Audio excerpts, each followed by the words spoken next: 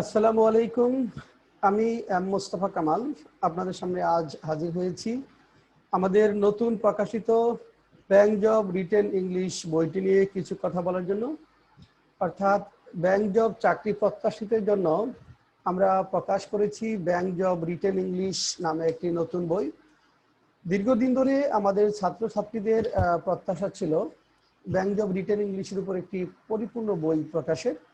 সেই প্রত্যাশা অনুযায়ী আমরা প্রকাশ করেছি ব্যাংক জব রিটেন ইংলিশ। বইটি প্রকাশ করেছে গীতাঞ্জলি প্রকাশনী, নীলক্ষেত, ঢাকা। এখন প্রতিযোগিতামূলক চাকরির বাজারে ব্যাংক জব রিটেন ইংলিশের যে নিত্য নতুন কোশ্চেন প্যাটার্ন, সেটাকে আমলে নিয়ে আমরা মূলত একটি পরিপূর্ণ বই করবার চেষ্টা করেছি। এই বইটিতে যে বিষয়গুলো সন্নিবেশ করেছি আমরা তা হলো translation, focus writing, critical writing, reading passages, business letter, personal letter, emails। আমরা ব্যাংক কোশ্চেনের দিকে যদি তাকাই তাহলে যে বিষয়টি দেখতে পাই সেটা হলো ব্যাংক কোশ্চেনে মূলত ট্রান্সলেশনের বিশাল একটা নাম্বার। অনেক ব্যাংকে দেখা যায় যে 20-40 নাম্বার থাকে ট্রান্সলেশনের উপর, বাংলা টু ইংলিশ 20 নাম্বার এবং ইংলিশ বাংলা 20 নাম্বার। এবং এরপরে ফোকাস রাইটিং সাধারণত সমসাময়িক যে বিষয়গুলো আছে সেই বিষয়গুলো থাকে এবং ব্যাংকিং, বিজনেস, টেকনোলজি ইত্যাদি ইত্যাদি বিষয়গুলোর উপর থাকতে পারে। কিছু প্রাইভেট ব্যাংকে ক্রিটিক্যাল রাইটিং নামে একটা লেখা দেখা যায়। পাশাপাশি আমাদের রিডিং প্যাসেজের উপর বিশাল একটা ফোকাস থাকে এবং বিজনেস লেটার, ইমেইলসটা খুব কম দেখা যায় ইদানিং। বিজনেস লেটারটা দেখা যাচ্ছে, লেটার টু দ্য এডিটর এবং অন্যান্য লেটার। আমরা এই বইয়ের প্রথমেই ট্রান্সলেশনের ক্ষেত্রে যে বিষয়টি আলোচনা করেছি, যেমন ট্রান্সলেশন করার কৌশল। আমরা কন্টেন্টসে যদি যাই আমরা দেখতে পাই যে আমাদের বইয়ের প্রথমেই রয়েছে যে ট্রান্সলেশন করার কৌশল। কিভাবে ট্রান্সলেশন করতে হবে সেই কৌশলগুলো আমরা আলোচনা করেছি এবং এ পর্যন্ত ব্যাংক জবের যে ট্রান্সলেশন, যে কোশ্চেনগুলো এসেছে Bangla to English, English to Bangla, আমরা সবগুলো সলভ করেছি। এগুলো কঠিন শব্দের অর্থ দিয়েছি। এর পাশাপাশি আমরা এক্সারসাইজ নিয়ে এসেছি, অর্থাৎ যে ট্রান্সলেশন প্যাসেজ ট্রান্সলেশন করলে ট্রান্সলেশনের উপর কমপ্লিট আইডিয়াটা হবে তার জন্য আমরা এক্সারসাইজ সন্নিবেশ করেছি। এখানে প্রায় 2 শতাধিক প্যাসেজ ট্রান্সলেশন রয়েছে। পাশাপাশি অনেক সেন্টেন্স ট্রান্সলেশন আমরা দিয়েছি। এখানে সেন্টেন্স ট্রান্সলেশন যেগুলো পরীক্ষায় এসেছে সেগুলো সলভ করেছি। পাশাপাশি যে ধরনের কোশ্চেন আসতে পারে সেগুলো আমরা সংযোজন করেছি এবং চেষ্টা করেছি নির্ভুলভাবে উপস্থাপন করবার, সহজ ভাষায় নির্ভুলভাবে উপস্থাপনের চেষ্টা করেছি। ট্রান্সলেশনের ক্ষেত্রে আপনাদের যে কাজটি করতে হবে সেটি হলো যে প্রথমে আমাদের ট্রান্সলেশনের জন্য যে স্ট্রাকচারগুলো আছে সেই স্ট্রাকচারগুলো ডেভেলপ করতে হবে। ট্রান্সলেশন করার কিছু কৌশল আছে, সেই কৌশলগুলো ডেভেলপ করতে হবে এবং নিয়মিত আমাদের লেখা ট্রান্সলেশন করার অভ্যাসটা গড়ে তুলতে হবে। যেমন আপনি প্রতিদিন যদি একটা করে English translation, English to Bangla, একটা Bangla to English translation practice করার পরে আপনি আনসারগুলো মিলাবেন। আমরা অনেকেই দেখি যখন ট্রান্সলেশন করতে যাই আগে আনসারটা দেখে নেই, তারপরে অনুবাদটা সাধারণত করি। এটা না করে আপনার কাজ হবে আপনি প্রথমে যে ট্রান্সলেশনটা থাকবে সেই ট্রান্সলেশনটা নিজে নিজে আনসার করবার চেষ্টা করবেন। করার পর তারপরে আপনি আনসারের সাথে মিলাবার চেষ্টা করবেন। যদি দেখেন যে শব্দগত সমস্যা, আমরা শব্দগুলো নিচে ইনক্লুড করেছি, আপনি শব্দগুলো দেখে নেন, তারপরে শব্দগুলো মেমোরাইজ করে নেবেন। যদি আপনার স্ট্রাকচারাল সমস্যা থাকে তাহলে যে স্ট্রাকচারে আপনার সমস্যা সেই স্ট্রাকচারটা আপনার পড়ে নিতে হবে। যদি পজিশন অফ অ্যাডভার্বের সমস্যা হয় সেই পজিশন অফ অ্যাডভার্বটা ভালো করে পড়ে নিতে হবে। যদি প্যাসিভ রিলেটেড সমস্যা হয় সেই প্যাসিভ সেন্টেন্সগুলো পড়ে নিতে হবে। এইভাবে আপনি ট্রান্সলেশনগুলো রেগুলার প্র্যাকটিস করতে থাকবেন এবং আস্তে আস্তে আগাতে থাকবেন। পাশাপাশি সেন্টেন্স ট্রান্সলেশনগুলো প্র্যাকটিস করতে হবে। সেন্টেন্স ট্রান্সলেশনগুলো সাধারণত শব্দগত বিষয়গুলো থাকে, একটা শব্দ না জানা থাকলে অনেক সময় সেন্টেন্স ট্রান্সলেশনটা করা যায় না। হ্যাঁ, স্ট্রাকচারটা জানা না থাকলে এটা করা যায় না।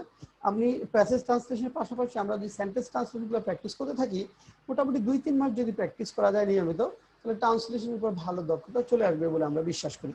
আমাদের এই বইটা বিশেষ করে বাংলাদেশ ব্যাংকের এডি থেকে শুরু করে সরকারি ব্যাংক এবং প্রাইভেট ব্যাংকের যারা চাকরি প্রত্যাশী তাদের ট্রান্সলেশন পার্টে পরিপূর্ণ ধারণা দিতে সক্ষম হবে বলে আমরা বিশ্বাস করি।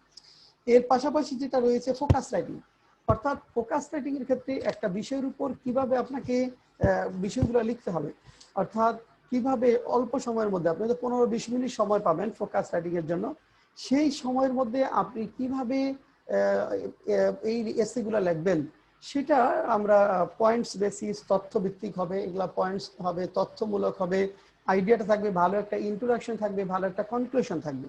অর্থাৎ ইন্ট্রোডাকশনটা অবশ্যই ফোকাস রাইটিং এর ভালো হতে হবে, কনক্লুশনটা স্মার্ট হতে হবে, এবং ভিতরে তথ্যগুলো ইনফরমেটিভ হলে ভালো। লেখার এখানে গভীরতা যেটা, অর্থাৎ লেখনির যে এখানে স্টাইলটা, সেটা যেন অ্যাট্রাকটিভ হয়, সেই বিষয়গুলো আমরা এখানে ইনক্লুড করবার চেষ্টা করেছি। এখানে আমরা ব্যাংক কেসের ক্ষেত্রে, ফোকাস রাইটিং এর ক্ষেত্রে যদি আসি, আমরা এক্ষেত্রে যে বিষয়গুলো দেখেছি, বিশেষ করে আমি যদি আপনাদেরকে ফোকাস রাইটিং এর টপিকগুলো ধরে ধরে বলি যে আমরা কি কি বিষয়ের উপর আমরা এসে গুলো দিয়েছি। যেমন প্রথমেই রয়েছে ডিজিটাল ব্যাংকিং, খুব গুরুত্বপূর্ণ একটা এসে। তারপর রয়েছে challenges in banking sector in Bangladesh. 3 number green banking. 4 number how to confront cyber crime in banking sector. 5 number importance of information technology in banking sector. 6 NRC or CAA in India. 7 globalization. 8 single digit interest rate. 9 technology in banking sector or fintech. 10 golden jubilee of independence. 11 Mujib Borsh or Mujibiyar. 12 capital market. 13 banking sector in reducing unemployment.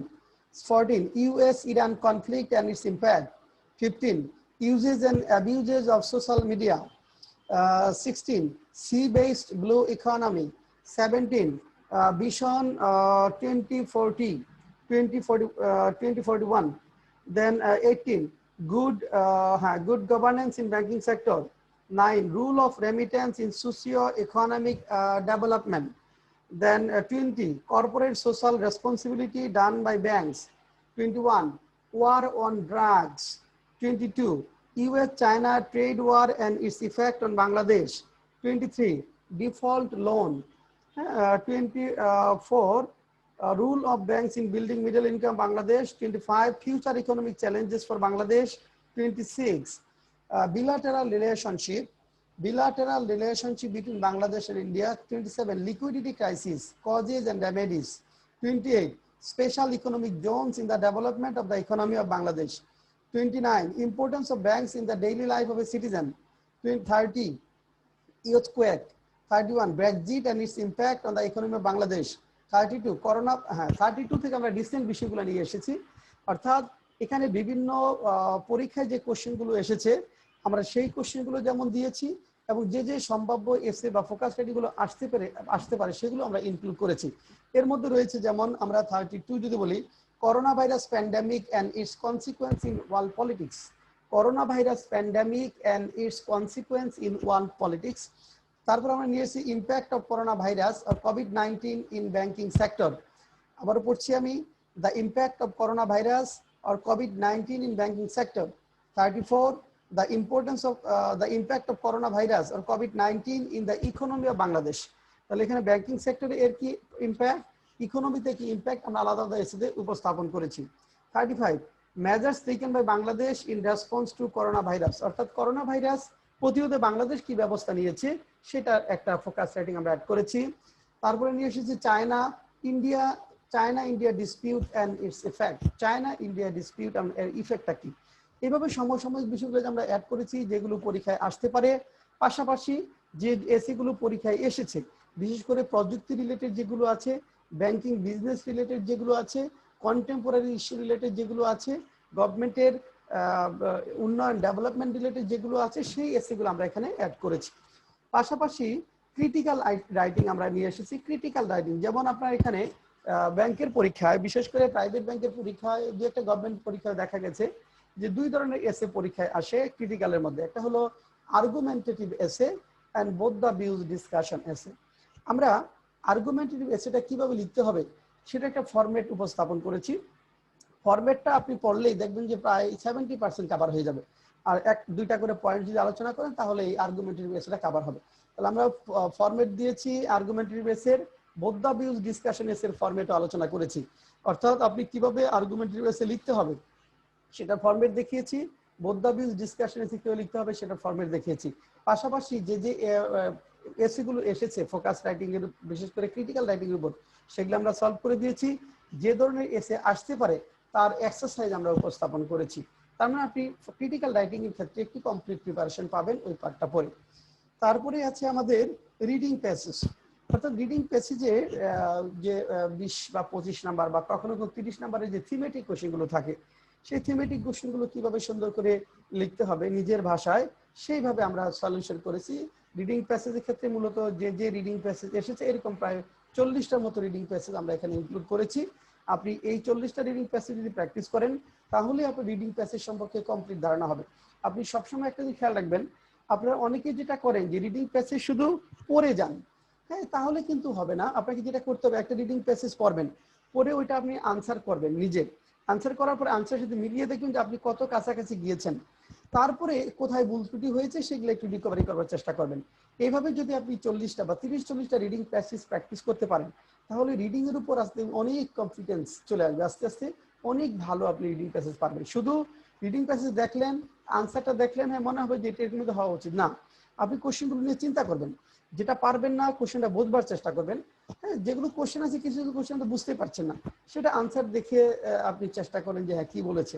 আর যেগুলো বোঝেন কোশ্চেনগুলো বুঝে নিজের ভাষায় নিজের মতো করে আনসারগুলো লেখেন। আনসার লেখার সময় যে কাজটা করতে হবে আমরা বারবারই বলি যে আপনার নিজের ভাষায়, অর্থাৎ রিডিং প্যাসেজ থেকে হুবহু কপি না করে নিজের ভাষায় উপস্থাপন করবে। নিজের ভাষায় উপস্থাপন করতে গিয়ে টেকনিক্যাল ওয়ার্ডগুলো চেঞ্জ করবেন না, না করে এখানে সিনোনিমস আকারে যেখানে অ্যাডজেক্টিভ ভার্ব অ্যাডভার্ব যেগুলো থাকবে ওইগুলো সিনোনিমস আকারে উপস্থাপন করবেন। রিডিং প্যাসেজে যে স্ট্রাকচার আছে, যে স্ট্রাকচার অনুসারে দেওয়া আছে, সেই স্ট্রাকচারটা বাদ দিয়ে আপনি নতুন একটা স্ট্রাকচারে নিয়ে আসেন, তাহলেই সেটা নিজের ভাষায় হয়ে যাবে। কোনো টেকনিক্যাল ওয়ার্ড কিন্তু সিনোনিমস আকারে উপস্থাপন করা যাবে না, এটা মাথায় রাখতে হবে।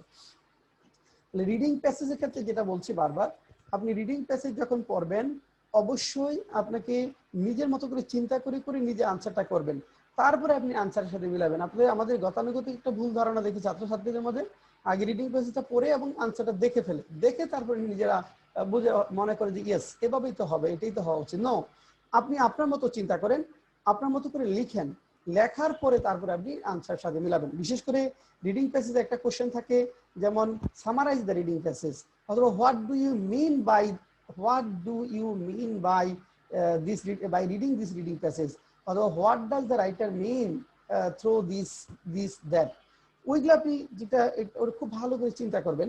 চিন্তা করার পরে আপনি আপনার নিজের মতো করে লিখবেন, লেখার পরে আপনি দেখবেন যে আপনি যা লিখেছেন সেটার সাথে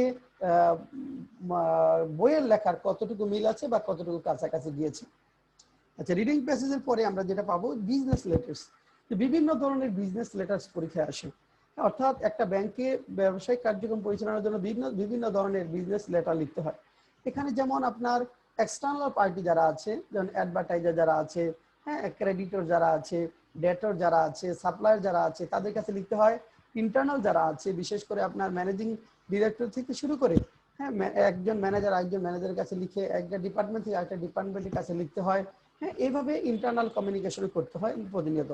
এই দুই ধরনের, অর্থাৎ external business letter, internal business letter, অথবা একজন ক্লায়েন্ট যখন ব্যাংকের কাছে বা কোনো বিজনেস কনসার্নের কাছে কোনো বিষয় উপস্থাপন করবার জন্য, কোনো সমস্যা, কোনো কমপ্লেন উপস্থাপন করতে চায়, সেই ক্ষেত্রে কিভাবে লিখতে হবে, ওই লেখাগুলো মূলত আমরা বিজনেস লেটারে কভার করার চেষ্টা করেছি। এখানে আমরা 20-25টা বিজনেস লেটার নিয়ে এসেছি, যেগুলো পড়লে আপনার নর্মালি কমপ্লিট একটা প্রিপারেশন হবে। হ্যাঁ, অনেক সময় দেখা যায় যে এমন একটা কোশ্চেন পরীক্ষা এসেছে যেটা এর আগে কোথাও দেখা যায়নি, এরকম 20টা ওই 20-25টা পড়লে মোটামুটি আপনার একটা ধারণা হবে, আপনি লিখতে পারবেন। যদি এরকম হয় যে কোনোদিনই শোনেননি এরকম বিষয়গুলো, এরকম কোশ্চেন 2-1 বার থাকে, সেই ক্ষেত্রে আপনি যেটা করবেন ওই কোশ্চেনটা সবার শেষে আনসার করবার জন্য রাখবেন। অনেক সময় পরীক্ষায় দেখা যায় ফুল আনসার করার মতো সময় পাওয়া যায় না, সেই ক্ষেত্রে একটা বা দুটা কোশ্চেন ছাড়তে হয়। ওরকম যে কোশ্চেনগুলো দেখা যাবে সেগুলো ট্রাই না করে শেষ সময়ের জন্য রাখবেন। যদি সময় পান ওগুলো আপনি লিখবেন, সময় না পেলে ওটা বাদ দিয়ে দিবেন। কারণ সত্যিকার অর্থে ফুল আনসার করতে পারে ব্যাংকের পরীক্ষায় ম্যাথ ইংলিশ সহ সেই সংখ্যাটা অনেক অনেক কম। কাজে আপনাকে যদি কোশ্চেন ছাড়তেই হয় তাহলে যে কোশ্চেনগুলো আপনার জন্য আনকমন ওইগুলো লিখবার চেষ্টা করার দরকার নেই, কারণ পরীক্ষার হল ব্যাংকের পরীক্ষায় অনেক ফাস্ট হতে হয়, চিন্তা করবার সময় সাধারণত থাকে না, অল্প সময়ের মধ্যে আপনাকে খুব দ্রুত আউটপুটটা দিতে হবে। এর বাইরে যাচ্ছে পার্সোনাল লেটার। কিছু পার্সোনাল লেটার্স ব্যাংকের পরীক্ষায় আসতে দেখা যায়, যেমন এখানে হয়তো কারো এর আগে একবার এসে দেখলাম যে নিজের বিয়ের আমন্ত্রণ, নিজের বিয়ের জন্য আপনার ব্রাঞ্চের ম্যানেজারের কাছে ছুটি চেয়ে আবেদন, এটা একটা পার্সোনাল লেটার। অথবা বোনের বিয়ের জন্য হতে পারে।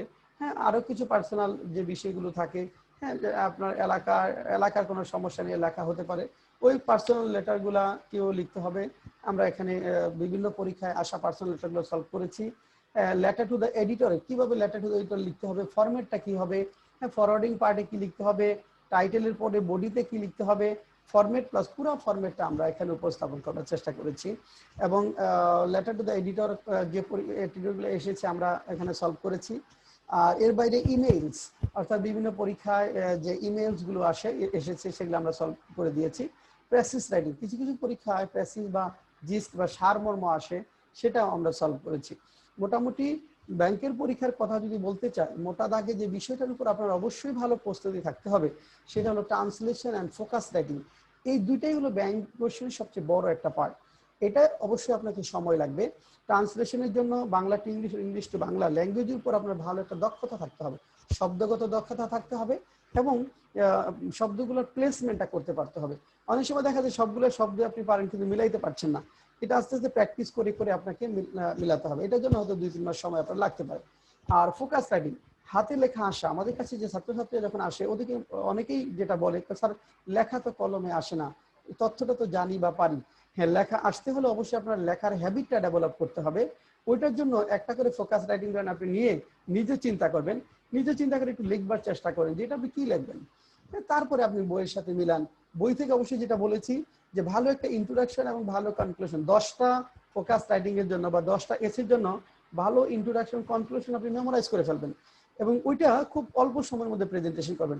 10টা ইন্ট্রোডাকশন এবং কনক্লুশন যদি মেমোরাইজ করেন, ওই ন্যাচারালি যে ফোকাস রাইটিং গুলো থাকে আপনি হুবহু ওইটা শব্দটা চেঞ্জ করে দিয়ে আসতে পারবেন। Memorization plays very important role in case of language. আমি আবারও বলছি, memorization plays very very important role in case of language. আপনাকে অবশ্যই মেমোরাইজেশনের দিয়ে কিছু কিছু জায়গায় মেমোরাইজেশন করতে হবে এবং সেগুলো পরীক্ষায় আপনি খুব দ্রুত উপস্থাপন করতে পারবেন। যেমন লেটার টু দ্য এডিটরের যে ফরম্যাট, ফরওয়ার্ডিং পার্ট, এটা আপনি মেমোরাইজ করে ফেলবেন। 1 মিনিটের মধ্যে আপনি 50-60 শব্দ লিখে ফেলতে পারবেন। চিন্তা করে লিখতে হলে এটা 5 মিনিট লাগবে, যেটা মেমোরাইজ করলে 1 মিনিটে উপস্থাপন করতে পারবেন। এই জন্য যে ফরম্যাট যেগুলো আছে সেই ফরম্যাটগুলো কিছু কিছু ফরম্যাট, ইন্ট্রোডাকশন, কনক্লুশন আপনি মেমোরাইজ করবেন। পয়েন্টগুলো ফোকাস রাইটিং এর ক্ষেত্রে পয়েন্টগুলো মেমোরাইজ করবেন। তারপরে ডেটাগুলো আপনি মনে রাখবার চেষ্টা করবেন, যেগুলো ডেটা বেসড হবে। ডেটাগুলো কিছু কিছু মেমোরাইজ করতে হবে, আবার কিছু কিছু হয়তো ডেটা মেমোরাইজ না করে দেওয়া যাবে না, মেমোরাইজ করে সেগুলো লিখতে হবে। আর যেগুলো আপনার যেমন এখানে ন্যারেটিভ যে বিষয়গুলো থাকে যেখানে ডেটা বেসড না, সেই ক্ষেত্রে আপনি কত ভালো লিখতে পারেন সেটার উপর নর্মালি নির্ভর করে। এই জন্য ফোকাস রাইটিং এর ক্ষেত্রে যেটা বলেছি যে হাতে অবশ্যই আপনার লেখাটা আনতে হবে। এই জন্য প্রতিদিনই একটা করে এসে নিয়ে আপনি বসে যান, একটা টপিক নিয়ে চিন্তা করবেন, প্রথমে নিজের মতো করে চিন্তা করে ওইটা তারপর আপনি লেখবার চেষ্টা করবেন। হ্যাঁ, লিখতে গিয়ে কোথায় সমস্যা হচ্ছে এইভাবে ট্রাই করতে থাকেন। 2-3 মাস আপনি ট্রাই করেন, 3টা মাস আপনি সময় দেন, দেখবেন আস্তে আস্তে হিউজ একটা কনফিডেন্স লেভেলটা চলে আসবে।